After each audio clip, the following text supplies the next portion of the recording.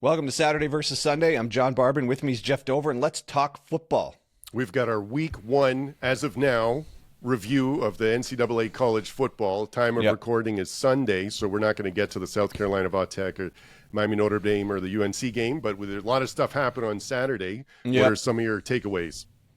First of all, if you guys don't know, we're Gator alumni, and look at the two goddamn shirts we're wearing. We're doing this for you.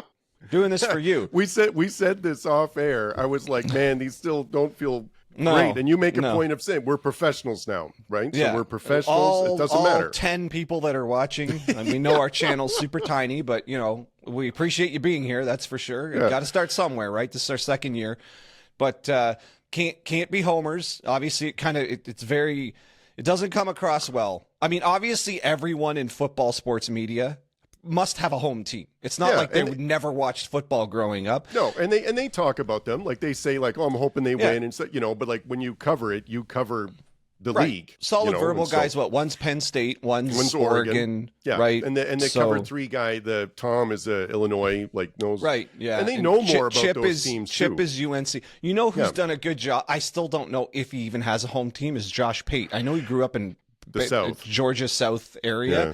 But he never, ever indicates whoever he was. Do we even know his alma mater? I don't know if he went to university. I think he did. I think he does tell a story about that where he kind of, somebody, a mentor said, you got to go get your degree. Anyways. If you haven't, Josh Pate is good. Shout out Josh Pate. Yeah. And if you haven't watched that clip with him and Bussin' with the Boys, that was a good show too. Like, and it really showed how he was working like a fabric store or something. Yeah, he always talks about the fabric store. So I'm almost positive anybody watching us probably watches him. So, but I don't think it's the other way around where they're discovering Josh Pate through us. Yeah. Hey, Fred, if you haven't watched Josh Pate yet, you should go check out the guy who has 500,000 subscribers coming here. Anyway, sorry. Let's get to. So this is our week one review. Like Jeff said, there's a couple games missing. My first takeaway. The Texas, Ohio State, Clemson, LSU defense are going to be fine. That was going in, like there's always one of the narratives coming into this start was like, replacing so many people, lose so many people in the draft, especially like those teams, because they have a lot of draft picks and it's really easy to pick out who they lose, who are the stars that they've left. But those defenses all look great. And part of it is like the first game of the season, maybe the offense isn't humming, but like just the physical personnel and the speed and the size, like some of the defensive ends and that guy on LSU who is the number 7. Yeah. Oh yeah. Like he's like their defense is going to be fine. LSU's defense has sort of been a thing. That's why they get the shirt today. That it hasn't been very good. It's been the missing piece for I mean, with Jaden Daniels, if they had even a bit of defense, that should have been a national title contender. And so to hold Clemson to that few points at Clemson, that was a big deal. So those four defense, like they're going to be fine. So are we getting into our best ever, worst evers? Sure. All right. So if you're new to the channel, this is what we do. We do the best ever for the week and the worst ever for the week, and give out some flowers to people we thought were exceptional and some coal to people who were not exceptional. So shall I get started? Please. So my number one best ever thing I saw this weekend were transfer QBs that showed up big time for their new teams. Yep. And I think I'm not really sure who we can say led the pack here. I guess I'll go with Thomas Castellanos with FSU because it was probably the highest profile game for a transfer who ran his mouth in the offseason or the preseason and put himself in a position to put up or shut up. And oh boy, he put up. And did you hear that in the broadcast? Like they were saying that when he did that, he had some teammates text him saying like, "We got you." Like we're they were supportive instead of saying like, "What the hell are you doing?" Absolutely, like that, which is a great sign. They love the fact that he put himself and then by proxy all of them out there, and that confidence is maybe Castellanos just understood like, oh, this team doesn't believe in itself, whatever it was. And FSU always has talent, so it's not like last year's team was just, oh, none of these players can hack it at the D1 level. That's not the case. Something about that team, whatever it was a mess, and his confidence is for sure bled over into the team. They kicked the crap out of Bama. We'll get to that a little bit. I mean, maybe we can dwell on that for a sec here. That was, I hit a little note on Twitter. I said, when was the last time we could say Alabama was just thoroughly overmatched? Well, and that's for me one of the takeaway points, right? Because people said that roster-wise, Bama is one of the best teams, if not the best in the country. A lot of people picked them to win the national. A lot of people picked them to win the national championship. A lot of people thought at this stage with DeBoer and what they had coming back. Ty Simpson is a first-year starting QB, but had been there forever, you know, and the talent just around the whole roster was amazing. And Florida State absolutely looked like they belonged on the same field. Their defense, the size of the personnel and the speed was equal, if not better, than Alabama. And no one, I don't think, saw that coming after the 2-10 campaign. Hats off to Mike Norvell, because after they were predicted to be really good last year, going 2-10, which is still remnants, I think, of being snubbed out of the playoffs the year before that, where they went undefeated. But to come out, that defense looked amazing. And Bama is, it's not like they had a freshman QB or a new person starting. Like that should have been a more seasoned offense. And Florida State's defense was to me, like Castellanos, you're right, is the highlight, but that FSU's defense was what I walked away from. Absolutely. And they beat them in the trenches. When was the last time you could say both sides? Yeah, they were the weaker team. Alabama was being let me say it the other way around. FSU was the stronger team on offense and defensive line. Yeah, push them around. Yeah, you just don't. I mean, okay. So in the last 15 years, whenever Alabama loses a game, which is infrequent, maybe twice a year, you wouldn't normally come away saying, "Oh, they just got overwhelmed." Oh, they couldn't compete in the trenches. Yeah. Usually you would say, wow, it's just a heavyweight fight and the other team was just a bit better. Is normally like the way. Once in a while they get clipped pretty bad, like in the championship games against Clemson. But those are almost just anomalies. You would never say they didn't have the personnel to match up. This didn't look like they had the personnel. No, and you're right about like those games, like the one you like losing to Clemson, right? And that was multiple NFL draft picks on like offense and defense, you know, like on that team, which I'm not saying FSU doesn't have, but like it's not like going into the season, like, so we just talked about Perkins and LSU, like there's some outstanding personnel that they're like, yes, those people are going to be drafted. Not a lot of people talking about the FSU players, which is why it also surprised so much.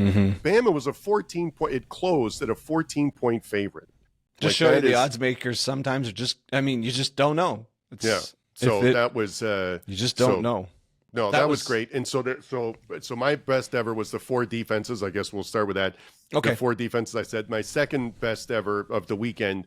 It was similar. Well, actually, I'm not done my best ever category. I mean, Dover, all right. You're not going to let me have this at all. Yeah, I can't tell what the hell you're talking about right now. So just say what you want to say. I said transfer QBs that showed up big time. Castellanos is just the first. Okay. So I know we'll go a little quicker, but I mean, I know people out there are thinking, what about this guy? Okay, so Devin Dampier, holy smokes! First of all, Jesus Christ, the Big 12 is on alert. Utah with a QB like this, I can't remember the last time they had a QB like that. Well, you know why I can't remember? Because what's his name has been there for about 15 years. Yes, exactly.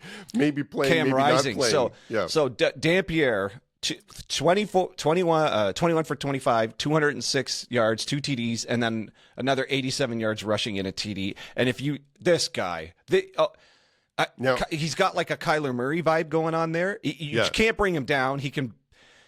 Holy smokes! It was at UCLA, so I'm going to temper it. I'm going to temper it a little bit, but it's on the road, and UCLA isn't supposed to be terrible. So the way that they were manhandled and how good Dampier looked, both running and passing, super efficient, right? There's a lot of examples of that this week, where a good team's playing a crappy team and they beat up on them, and they're supposed to. Right. But what I'm really impressed with is when someone goes like 17 for 19, doesn't play the second half, or so, you know what I mean? Like that's like you've shown everything you need to, and then you get out of there. And Dampier was in that category. So 43-10. It was. We knew their defense was going to be good, and so but for the offense to be that efficient is. Oh my God, the Big 12's in trouble. The Big 12 is in real trouble here. So I got 2 more quick ones. Okay. Jackson Arnold looks like he might have found a home. Talk about efficiency. Now, This isn't super impressive right, so- passing. Yeah. Go ahead. No, sorry. I was still. You got me thinking about the Big 12 and the Utah. Yeah, thing. go. So all of a sudden, those games, it's the other teams that were going to be favored in the Big 12, right? Texas Tech plays at Utah. Arizona State plays at Utah. Kansas State plays at Utah. So all of a sudden, those feel real different now, right? Because at Utah is a tough place to play, and if this is representative of what they're going to look like, big problems for the Big 12. They better be on alert now. So next, Jackson Arnold. Yes. Talk about Dover. You just mentioned efficiency. 11 for 17, 108 yards passing, 16 rushing attempts for 137 yards, 2 TDs. And the key thing here is he kind of, I said this in my little video, he looks a bit like Tebow out there, the way they use him. It's kind of I know. First of all, Arnold's big, right? He's big. He is. And it's kind of like he looked efficient. He looked poised. He looked decisive. It was like, it looked like they gave him like a 1 read, maybe 2 reads and go style of offense. And he just looked like very decisive. Like, nope, go. No, go. No, there he is. Pass. Right. But they went for 300 yards on the ground. So they just completely overwhelmed them on the lines of scrimmage. And the other key thing I noticed was, as a juxtaposition to the way Haynes King plays, which I am amazed this guy isn't in the hospital. Arnold doesn't put his body in harm's way, even when he's either doing design QB runs up the middle or scrambling up the middle.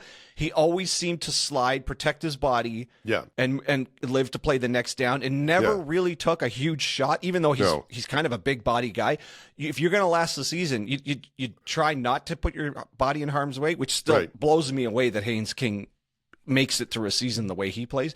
Anyway, so if this is a snapshot of how Auburn's going to run this offense, the rest of the SEC has a problem now, because those lines of scrimmage, I mean, take it for what it's worth against Baylor. Baylor isn't known for having like a powerful defense, so to speak. That's not the strength of the team, but man, if you put up 300 yards rushing, you're doing something right. Yeah, no, that's right out of the Hugh Freeze playbook. You know, like it comes across like an air raid type offense, but it really does feature the run more. But no, like he looked great, and I think that this has to be, just on a personal note, the best Arnold has ever felt being a QB in college. Right, like because he's got so much hate when he was at Oklahoma, and it was always looked like a fight, and he got benched, and do you know what I mean? And so it really looks like they've rallied around him, and they fully embrace the running. Like it's not a you should be able to pass this. It's like take whatever you can get, and the fact that they design the offense like that, and it looks like they fully support that, must feel great by him, because he looked awesome when he ran in the TD. And then looked at the teammates, and they were loving it, right? And I think, and you're right, he was efficient with the passing. My takeaway from that game is that I think he's going to just look better as the season goes on. I think this was the first time live game in that offense, and I think it could get better. So on the road too. It's on the road. Yeah. So and he's got good receiver. His receiver talent is there. Yes. They didn't. I saw one criticism saying, well, you know how online people always find the negative. It's like, oh, well, he didn't throw it too much, and what's with all the receivers in there? Yeah. If you run for 300 yards, forget throwing the ball. I keep saying this. No coach will ever throw the ball if they can run it like that. They do. Yes. It's just a higher risk play. You would rather grind a team into dust on the ground than ever throw the ball. Well, and that's what they did. Yeah, and that reminds me, like they're good receivers. Okay, we know that, and they're not going anywhere this season. Hopefully, right? So this sort of reminds me about the Eagles last year, where people were like, "Oh, the offense should look better." Like the offense, and then it did, like near the end. I think that could happen with Auburn this year. I think this one was the big running game, and like you said, if any coach would take running the ball consistently over anything, and so but the passing, like that can still come, and that's what I think is going to happen with them. Yeah, this is for sure set it up with the run, and it worked. It worked this week. And then lastly, transfer QB that showed up big time, Joey Aguilar. We didn't really know what he would look like there. 16 for 28, 247, 3 TDs, another 34 rushing. And this was one of the transfers that almost seemed like, well, I think I saw a report saying he was their 6th choice.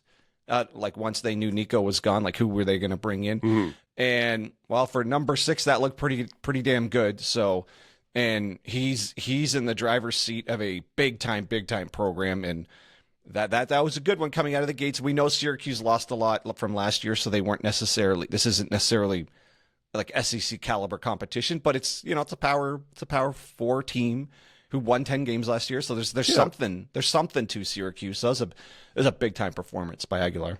Yeah, and hats off to Josh Heupel, because he was the one that said no one's bigger than the Power T.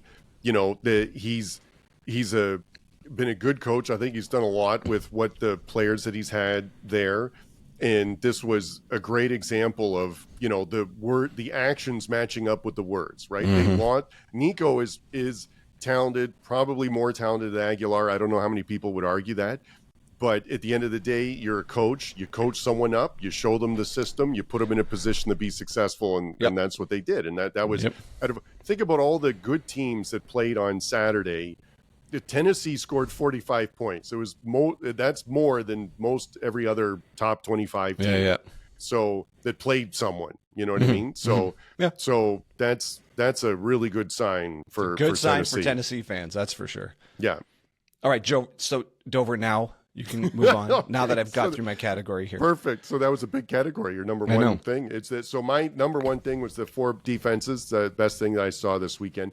And then my number 2 thing was it wasn't the transfer QB. It was QB and offensive coordinator matchups working, right? So that was my second best thing. So that was Castellanos and Gus Malzahn. That looked great. And you called this. I want to give you some flowers for that. You called this in one of our season preview shows. You said Castellanos with Malzahn. You can totally see how that's going to work, because that's the type of quarterback he'll know what to do. I mean, he knows what to do with anybody, but specifically with him. It's the perfect balance with the running and the passing. Like the run threat has to be there, and then it opens up the pass, and that's when. Yeah, so I thought it looked exactly like how I hoped it would look, and they look great. And I'm also going to put in Mateer in here with the Oklahoma, right? So they didn't play, like Illinois State is not awesome, but like he had 392 passing yards in like his first game there with, with his old coordinator. Yeah, and right. So that's one of those, like, we thought we had a good matchup coming into this, and then but seeing it, be successful was great. So, and on that note, there's something to be said for installing it as quickly as they do. I mean, these guys only had the summer. It's not like they've been there for a long time. Yeah. Like any of these transfers, they've had a few months. They don't have a lot of practice time. This isn't the NFL. So to install all of that with a new player and it working this good on the first weekend, that's impressive. Yeah. So I didn't know who I would have put first, Arnold or Mateer or Castellanos, like in terms of like first time being with someone and seeing it hit, but it was pretty good. They're one A, B, and C then. Yeah. So, and same with Salter, I think at Colorado, I think he looked really good. Like they were, it was, but that was to your point, Arnold, the way he runs and slides without getting hit. And Haynes King does not do that. And Salter, I didn't think did either. I thought if you were Colorado offensive coordinator, you'd be like, hey, you got to get down quicker. He might also want to show his teammates he's in. I know. But you don't. But it's. I don't know. You could tell he's got talent. He's just dripping with talent. He is. And on that note, Salter. I mean, they tied the game up. Like we'll talk about that a bit later. It just seemed like it took a little bit to gel. Yeah. For that offense to start clicking, but it just took too long, and then it was too little, too late by the time they finally sorted it out. But, anyways, what else you got? That was my second. That was my second one. Yeah. All right. So my second best ever for the week was big time rushing attacks. So we've kind of covered this, so we'll just touch on it quickly. Georgia Tech put up 320 yards. Now I know Colorado's not known as the stout run defense, but they're not a terrible defense. They have some talent there. The defense was supposed to be the strength this year. Supposed to be. And Georgia Tech, oh boy, that is a powerful running team. For Haynes King, I do not understand this guy. I actually put a Twitter up I said maybe the Wolverine regenerative mutation is real, and maybe Haynes King has it, and maybe adamantium is also real, and he just happens to be the first human being who's survived the procedure so far. Yeah. Because I can't come up with any other reason how this guy isn't hospitalized for the beating he takes in a game, and he just keeps going and keeps going. A good example of that, like counterpoint to that, was Daniels for Kansas, right? Like he runs, gets hit, and then immediately starts limping, or it's like looks, he looks like he's in pain all the time. And so that makes sense to me. But to your point, like when King's running around and gets clobbered and just gets back up like that way. There was one where I can't remember which series it was, but he had a run. He got absolutely clocked, and I was like, oh man, what's he gonna, what are they gonna call now? And then they called a QB run. That was like next play, like a designed QB run. And I was like, man, like wouldn't you have done like a quick out or handoff or something? Like, well, did you see he got hit in the nuts? No, I on one play. Well, a guy trying to tackle him, his hand just got him there, and he gets up and he's grabbing his balls and he's limping around, and then he's just right back in there running it up the middle. It's amazing. I mean, that guy's a machine. He's there's something to be said about that we can't quite measure physiologically, like medically and physiologically, we still don't really know how to measure durability. Yeah. But whatever durability is, his body is the template of durability for the beating it takes. Anyways, so Georgia Tech's run attack is ferocious, and that's just, I think, going to persist, and that's not good news for the ACC. Auburn, again, put up 308 yards, and that's looks like a strong running attack. So the SEC has to be on alert for that. And then FSU put 236 yards on Bama. That's huge. You are not winning a game when you give up 236 yards. And if you can put 236 on a team like Bama, you're owning them. You're owning them at the line of scrimmage. No, that was a big deal. They have a freshman that also looked like he was a 30-year-old NFL veteran with the size of, so like they're. Oh my God, yeah. Can't remember his name. Danzy, I think his name is. Yes, that was massive that guy. Dude. Yeah. Yeah, so, this is gonna be a hell of a team this year. No, hats off to Norvell. Like they had 2 wins last year. He absolutely recruited some absolute studs, because there was some other freshmen that played on that game that looked good. And more than that, the team really rallied around Castellanos and his big mouth. And that was a real turnaround, like from last year. Really impressive. Yeah. All right, what's your number 3? Yeah, I mean, I think it was really the Florida State turnaround. I think that was the one. Okay. Is the Castellanos matchup was really good, but it was I'm really impressed with. No one thought that game was going to go like that, and that just like you said, with the personnel and stuff that on there was unbelievable. The last thing I'll say too, in terms of maybe, okay, so let's say if Castellanos is in the category of a little surprise in terms of performance for a first game with a first team, then I'm going to put in Bryce Underwood into that too. There was a lot of freshmen and first-time QBs out there this week, and he looked great. And now, again, it's against New Mexico, but 251 yards passing. There was a lot of other first-time QBs, first-time starters, freshmen that didn't even come close to that total that would have liked that. So I'm going to put that in terms of that had to feel really, considering what Michigan's quarterback play was like last year. Oh, they got to be happy. They got to feel good about that. So yeah. Jesus Christ, is he ever big? All right. Well, so my number 3. Now, this probably isn't on too many people's radars, so I'm about to put it on your radar. Ooh. Is the Cal true freshman quarterback? Oh. Okay, so I'm going to say this once, and for the rest of the year, we're going to use the short form. Okay. Jaron Kiawe Sagapolatele. That's really impressive. So from now on, we're calling this guy JKS. I think it's just going to be the media's thing, kind of like DJU. It's just tough to say Jaron Kiawe Sagapolatele. I was practicing that this morning. Wow, okay, good for you. So this is a true freshman. He's a fellow lefty, so I'm a little biased. Ooh. Just that, to me, that's how it looks like you're supposed to throw a ball. Shut up. He's from Hawaii, and he went 20 for 30, 234, 3 TDs, and this was not passing on wide open players that just like that they got schemed open. He was dropping dimes into tight windows, into tight coverage. I mean, I don't know, most people didn't watch Cal. They probably didn't think anything of it, given how they just got utterly fleeced in the transfer portal.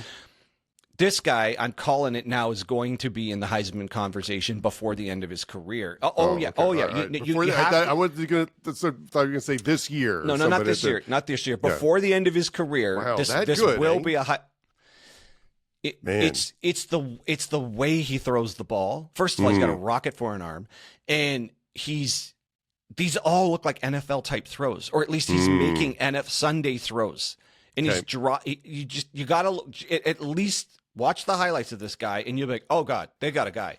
And now when Mendoza was a stud, and he played great at Indiana, and I'm sure everyone, but after Cal lost the entire running back room, all their linebackers, all their cornerbacks, they have nothing left. They actually upgraded a quarterback, and I think Mendoza's great, but I think this guy's better. So this is a superstar in the making, absolutely superstar in the making. I'm for sure going to a Cal game now. Wow. You gotta look. You gotta look. He's that good. He's totally caught me off guard with that one. That was not on my radar. That I can guarantee you that's not on anyone who's listening radar. So I had it on. I'm a West Coast, right? So in the evening I had it on second screen. I don't know what else I was watching. And then he's just dropping dimes. Okay, this has got to go to first screen. Wow. And, Dina's son is there too. So, and he got a pass for the year, which is $100 for all the games. Which is crazy, right? That's Obviously, awesome. Nobody goes there. Yeah. And I was like, oh God, they have a star at QB. We're totally going to a game here. Wow. That's awesome. Well, that's, and for Saturday versus Sunday listeners or watchers, you're welcome. Because you just got introduced the Cal QB. Check him out, JKS. Someone you might not have heard of. Wow, that was Check good him out. for you. Put some money on him. Yeah. Wow, that's a good one. Okay, so give me one of your worst evers. All right. My first of my 3 worst evers is the beginning and the end of the Colorado-Georgia Tech game. Oh, interesting. So coming out of the gates, Georgia Tech, 3 turnovers in 10 minutes. The first 2 in 2 minutes. Second play of the game, they fumble a handoff. Then a few plays later, they can't convert a snap. And then an ugly interception. They tried their hardest to give this game away. And Colorado, also part of the worst ever, did nothing with it. They only got 7 points off of 3 gift turnovers in the first 10 minutes. By all rights, this game should have been over by the end of the first quarter. Colorado should have taken that and ran away with it. Instead, they converted a touchdown on a 3-play 9-yard drive, and that's it. They got nothing. Not a field goal, nothing. They got 7 points out of 3 turnovers, and then Georgia just ground them into Georgia Tech ground them into dust on the ground for the rest of the game. But as we were saying, Salter in that offense started to gel, started to sort it out, and with about 3 minutes left in the fourth quarter, Colorado was tied the game, 2020. Yep. Even after giving up 300 yards on the ground, they found their way back into this game. And then inexplicably, might be the worst end of game clock management I have ever seen. They had over a minute left. They had the ball. They had 2 timeouts. Now they need a touchdown, which is, it's tough. You still need to go the length of the field. Salter scrambles at one point. Now they're in their own end. They haven't even crossed midfield yet. There's maybe a minute left. Salter scrambles for 25 seconds. Doesn't throw the ball downfield or anything. Then they throw 2 over half the field Hail Marys that don't convert. The game ends and they still have 2 timeouts. They never used the timeouts. Yeah.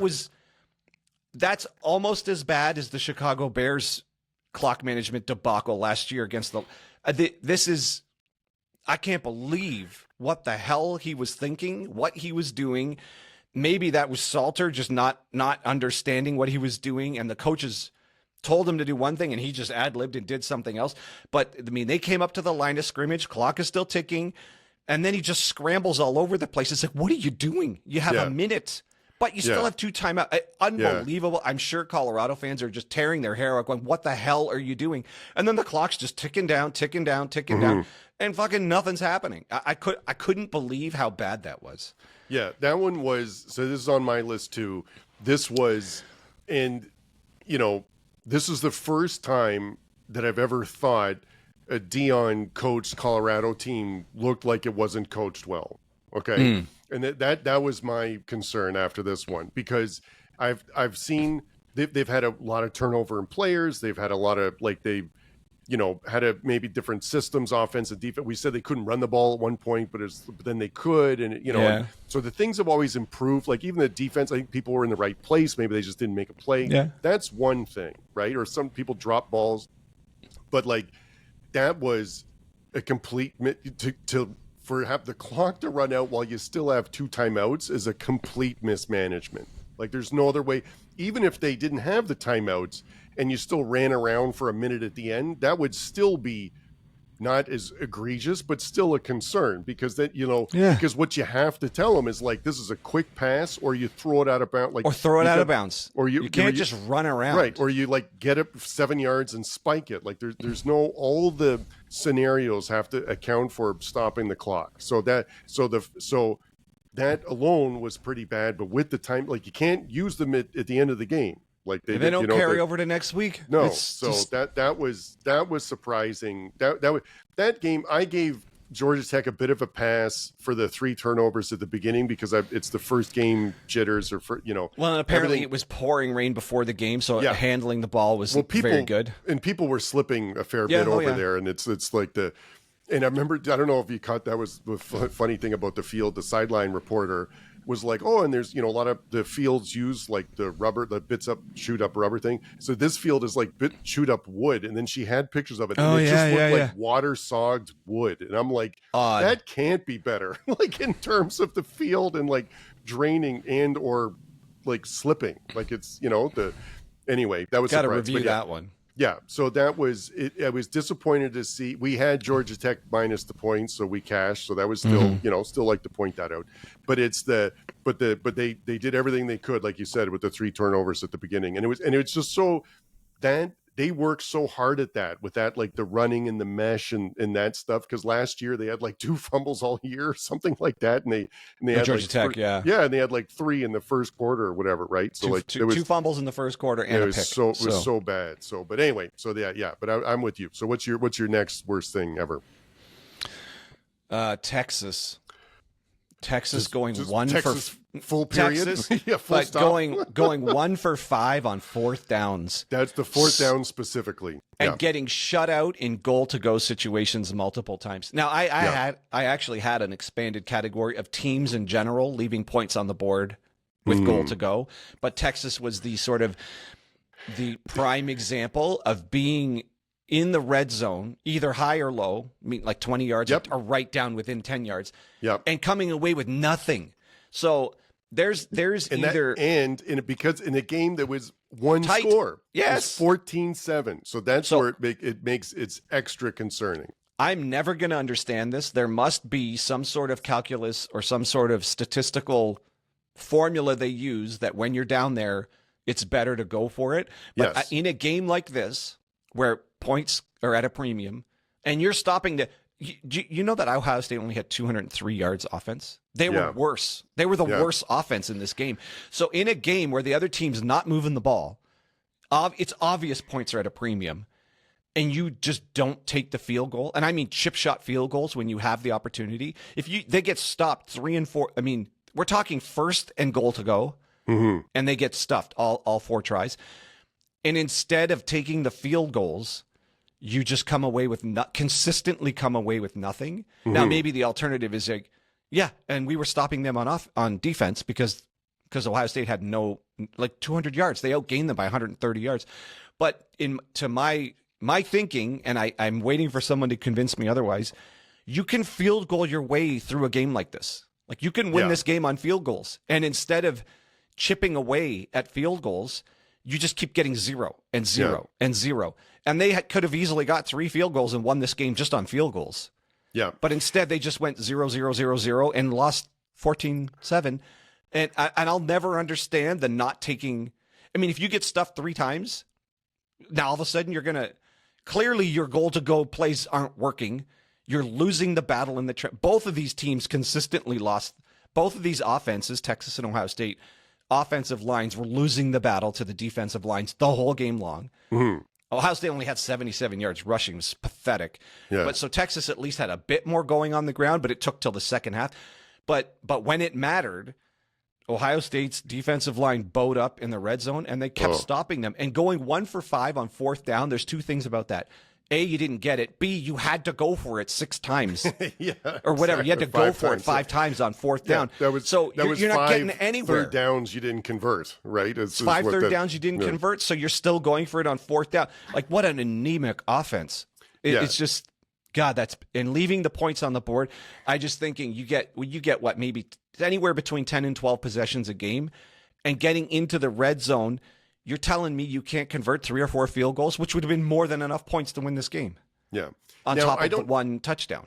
In general, I agree with the going for it on 4th down in that scenario, because your defense is playing, your own defense has been playing well. If you don't get it, their offense is not in a good position. And if one of those is converted, this feels really different. Like if this could have been 14-14, easily, right? But I'll agree with you in this case where, like, as the game's happening and it is clear you're not moving the ball on offense, their defensive line is pushing your offensive line, that the automatic, we're going to get the short yardage thing is absolutely not happening. And it was apparent. So after it doesn't work a couple of times, then I was surprised that you did it 2 more times. You know what I mean? Because that was like, or you try something different, like it's so, but so that was surprising. The worst thing that I had from this game was, similar to you, I had a general category of like freshman or first year quarterbacks looking like first year quarterbacks, but Arch Manning had 23 passing yards in the first half. Brutal. Right. So that was just brutal. So, and again, I can't imagine the amount of pressure that was on this kid. It's at Ohio State. That is a really tough environment, but a legit defense. Yeah, and Ohio State's defense was really good. Texas couldn't really run the ball, so there was more was put on him, but that was like everyone expected him to look better. Now, to his credit, he looked like he was a freshman for one half, because then the second half he was better. Like he ended up with 170 yards, so he had almost 140 passing in the second half. So that's good. But man, that was a rough. This reminds me of I love big games. I love big games. The first of the season, it was super exciting to watch all these, but if I was Texas or Ohio State, like I probably would have been pretty jacked for like a Nevada matchup or Marshall, like that, just to get them in the swing of things a little bit, like for your first year people, and stuff. So like, I like having big games in the first week. Like that's good. But this was one case where I'm like, man, just one week of one warm-up game and then go to the big game. Would have been exactly would have been I didn't even find this enjoyable to watch. It was so ugly on offense. And the difference here too was that's why I had the defenses in my best ever category, because I really thought the defenses looked amazing. Like I think Texas and Ohio State and Clemson and LSU, they have championship level defenses. So I think so. All four of them. It's not like the Georgia Tech Colorado game where like you're not moving the ball because of turnovers or like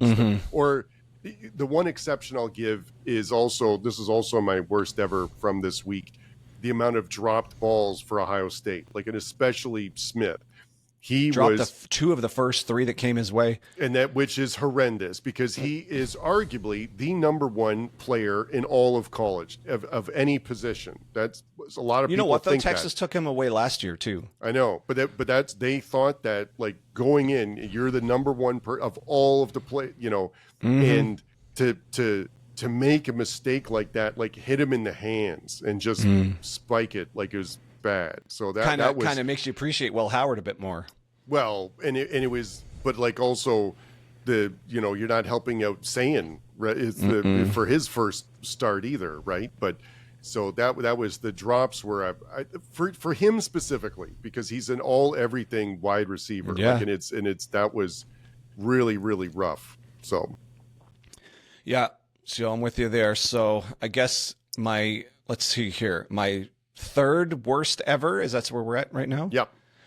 Teams who cannot run the ball and or cannot stop the run. Sometimes this is an overlap. So the ugliest of this was Baylor giving up 308 yards and only running for 64. So that's the combo. Bama is a close second, giving up 236 and only running for 87. You can't, this is your traditional, we got to stop the run and we got to establish the run. if you can do those two things, you're winning. If you can't, you're going to lose. Now, Clemson ran for 31 yards. That is pitiful. Yeah. And now it's not like LSU shot the lights out. They ran for maybe just 120 or something like that. But I mean, that's enough. I'll tell you. And if you can't run 30 yards, you think you're winning a championship, but with that kind of run game, you're going nowhere with that kind of run game. I don't care how good the defense is. At some point, you got to muster up some yards on the ground. You can't be putting up, what is that average to, like 8 yards a quarter? Like that's just rough. That is pathetic. Yeah, on 19 attempts too, which is pretty rough. Oh, they just abandoned it because they just knew they couldn't do it. Their offensive line got completely overwhelmed. That offensive line is not good. Yeah. And it was, so 110 rushing for LSU, which wasn't bad because the one guy, Durham, looked pretty good. He had 74 yards on 17 carries. He's legit. Yeah, he looked good. So they're... hang on, there's two more. Okay, Colorado gave up 320. Now, they're not the double thing because they ran for 146, and for them, that's outstanding. 146 is good. 146 is good, but giving up 320, you can't get doubled up like that. And then Ohio State, 89 yards on the ground. That's that's a problem. Now, the other side of that is Texas defense could be that good, and that this will be the anomaly rushing result for the year for Ohio State. But I'm sure Ohio State fans looked at that offensive performance and thought 200 yards, we got lucky winning that game. Because 200 yards isn't winning anything. All right, so that's the teams who can't run the ball or can't stop the run. Yeah, and then some of those for like not being able to run the ball, I'm going to chalk it up to being the first game of the season and the offense isn't quite hit. But as I said before, I just think it's like those defenses, like LSU's defense. Good? Oh, they looked really good. Like those are championship level defense. Like when I remember Bama, I think that was, or Georgia one year had like their average scoring on their defense was like 7.3 points or it was like it was under 9. Like it was, and that's what those defenses remind me of. Like where it's you just nothing's open and you can't run the ball. And I was on the fence as to put that in the other category of great run defenses, but I don't know. It's there's an ineptitude, like 31 yards by Clemson. I mean, that is, holy smokes, is that disappointing? Yeah. No, so that was it in terms of, I think we covered all my worst evers. It was the drops really bothered me, like especially for Smith and then same thing for, I think the guy at Bama had one too. The guy, the good wide receiver for him. I think he got hurt too, Ryan Williams. Yeah, Williams. He was a no-show in that game. Yeah. But okay, so moving on to Flowers. That's a good transition. Jeremy Bernard, Bama's wide receiver, 8 for 146. Oh boy, that guy's good. Yep. Even in a losing effort where they really weren't in this game, he was unguardable. That guy's a machine. And it clearly wasn't enough, but at least they have another receiving threat, like a really good receiving threat outside of Williams. Yep. Especially that seeing Williams actually got hurt there. Should I just keep going on with my Flowers? You have some please. Flowers. No, go ahead. Byron Brown, I know we talked about him in the offseason. 16 for 24, 210 passing yards, another 43 on the ground with 2 TDs. This guy looks like Lenore Sellers. So that was you called it earlier. You were excited for that game. You predicted, I think, USF to win, even though they weren't favored. We picked him. Did you place the bet? I can't remember. I don't know. Okay, so we picked him to win that game. So that, and then it was, and then that also changed for me. It's because they play UF next, right? So all of a sudden that one feels like a bit more of a tougher matchup. It's crazy. They play UF, Miami, and South Carolina in the next 3 games. No way, really? Like, what are you doing, USF? But you've got a guy. Like all three of those teams better be on alert because Brown is, first of all, he's massive. He's like 6'3", 240-ish. Yeah. He literally looks just like Sellers the way he plays. And we said this 2 years ago. This guy looked like a Heisman candidate, broke his leg, disappeared last year because of the injury, and I think everyone just forgot about him. And then here he goes. He just goes off against Boise, and Boise had no chance in this game. No, I was with you in San Diego. That's why I couldn't place the bet because that's when we picked it because it doesn't work outside the province of Quebec. All right, so you got Flowers? No, keep going. Darius Taylor, running back, Minnesota. 177 yards from scrimmage. He's one of our choices for winning the total yards from scrimmage. And the other one, Jonah Coleman, running back, Washington, 199 yards from scrimmage. So exactly kind of how we thought these. Now, again, not against great competition, but that's when you're supposed to put up 175, 200 yards from scrimmage. That's who these guys are. Yep. Coleman's like a fire hydrant. He's Jesus, he's good. He kind of has the Ashton Genty body and style. Yep. We've already touched on Jeremy Bernard, the wide receiver at Bama. He just went off. And then Sawyer Robertson, 27 for 48, 400. Saw dog, they call him. Saw dog, 419 yards, 3 TDs. And when you just see him in the pocket, you're like, oh, yes, this guy can pick people apart. Now, it might just be a side effect of how that game was going. And even 400 yards passing is not enough to get back into a game where the other team runs for 300. Like, this is the example of, like, you'll always take more running yards over passing yards. It's really hard to pass your way. It's really hard to use passing yards to beat a team that's running all over the place. So anyway, those are my flowers. Yeah, I only have a couple more. I had a couple of those on the list too. Totally forgot about our bets on that one. So good job with that, because those are the total yards from scrimmage ones. That was a great call. I hated on Jaden Maeva in the offseason in some of our preview picks, because I thought I think I actually said he's the worst QB that Lincoln Riley has started a season with. I might have. Yeah, you did. You actually said that exact thing. Said that. Maybe you said no. Yeah, it was you. We're saying it right here. You said that. There's no way of checking. I had no.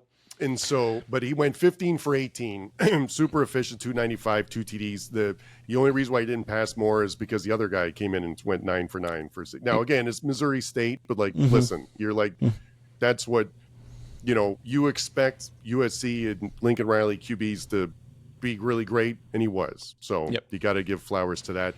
And then there was the Austin Simmons at Ole Miss. Too. Same thing. Like, so.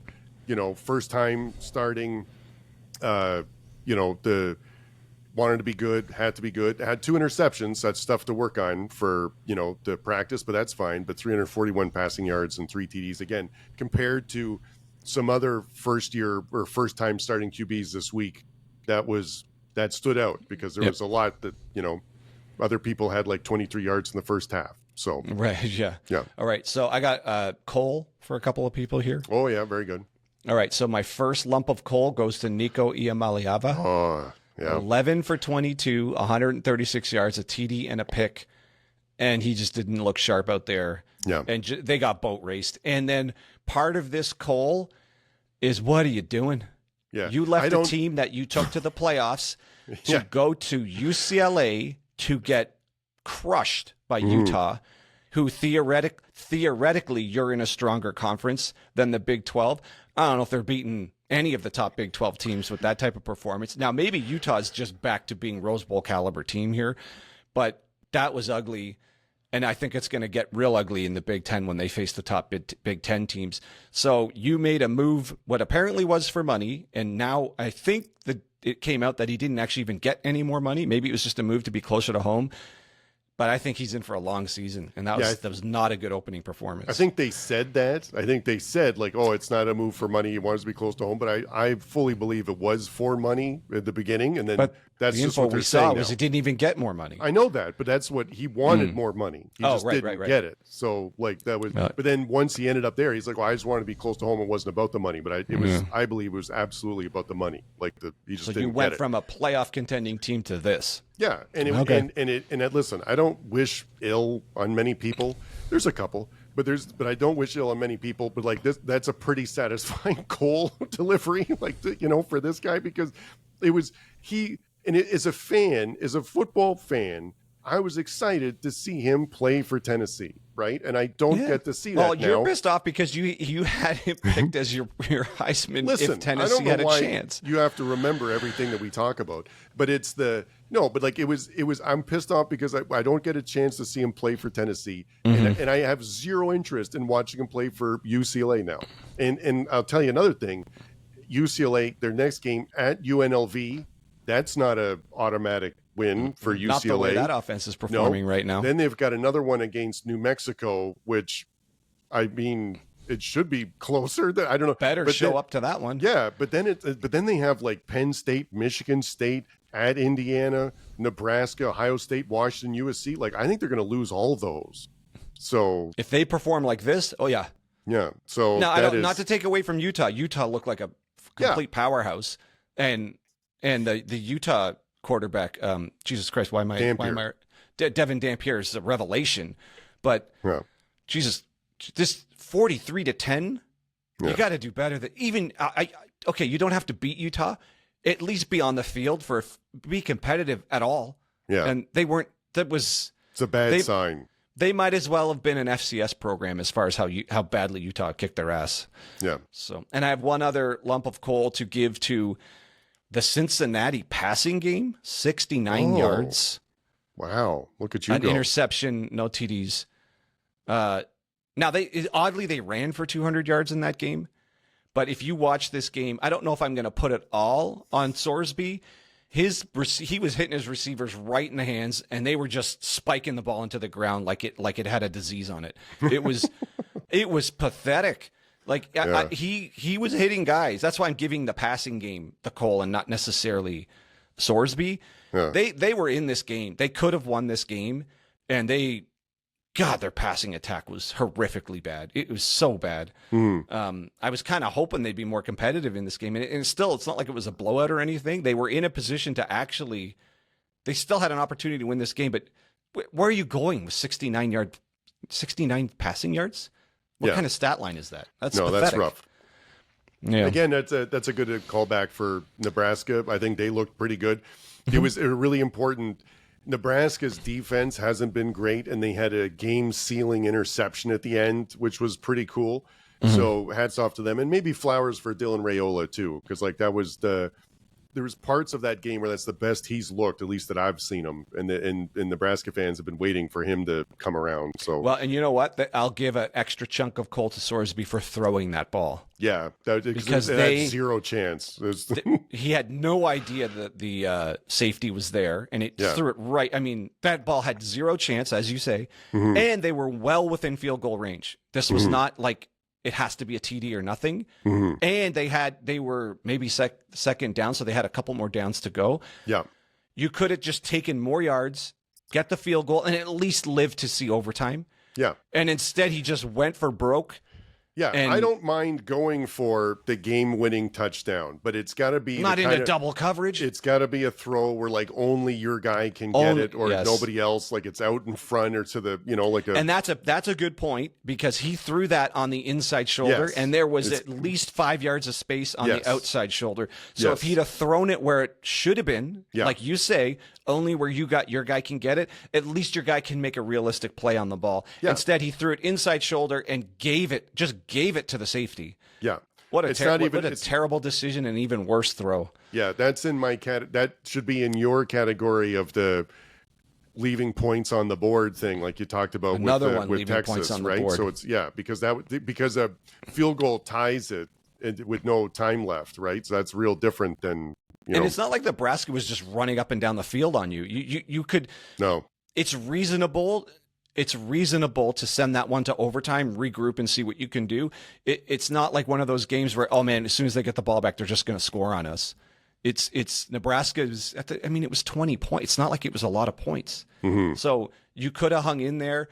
Oh, their uniforms looked amazing too. Those Cincy uniforms were baller. So maybe I'm slightly biased because they wore like really good uniforms. Like, oh, let's see them get a win here. But good for Raiola, good for Nebraska. But that's also not an encouraging win for Nebraska. Like they got the win, but you really struggle to get past Cincy. So either Cincy's a much better team than we think, or Nebraska still hasn't figured out that offense, and they're just not as strong as we would hope they're going to be by now. Yeah, no, good point. The last bit of coal for me was just the Jeremiah Smith with the drops, especially at the beginning. I just didn't think that was good. I had my last bit of flowers. Maybe I'll throw out some love for DJ Lagway. That was one of those. It's Long Island University. Okay, we're not going to get too fired up about it, but like it was extremely efficient, and he didn't get injured. So it's 15 for 18 for 120 yards and 3 touchdowns, and then the backup as if we have to give flowers for Lagway just not getting injured at this point. That's a thing now for him. And it was and the backup still had 18 pass attempts too. So like that was that was good. So happy about that. Well, I don't know. That's what we got for week 1 so far. Yeah, that was a full week 1, man. That was a really good weekend of college, and there's some really good games still coming up. So in the same theme, I'll just spend 2 minutes on this. Yeah, so in the same theme of like freshman QB looking like freshmen, and not having a warm-up game, especially if you have to play on the road. Notre Dame, I think, is the better team than Miami. I'm worried about Carson Beck. I don't know how good he's going to be or how good Miami's going to be. But the fact that because Carr's the freshman, right, that Notre Dame is starting. Yep. So, and Notre Dame's favored as a road favorite at Miami. So I placed a bet this morning on Miami and the points. Just based on what we've seen. The spread? 2.5. Notre Dame favored by 2.5. So I got Miami plus 2.5. At home. Again, I think Notre Dame's a better team, but I'm chalking it up to the first game with the freshmen. Like Arch Manning had 23 passing yards in the first half, So I think that Carr is going to struggle again for the first big game on the road. We're hoping the good Carson Beck shows up. Yeah, at least in the first half, So that's my thought for that.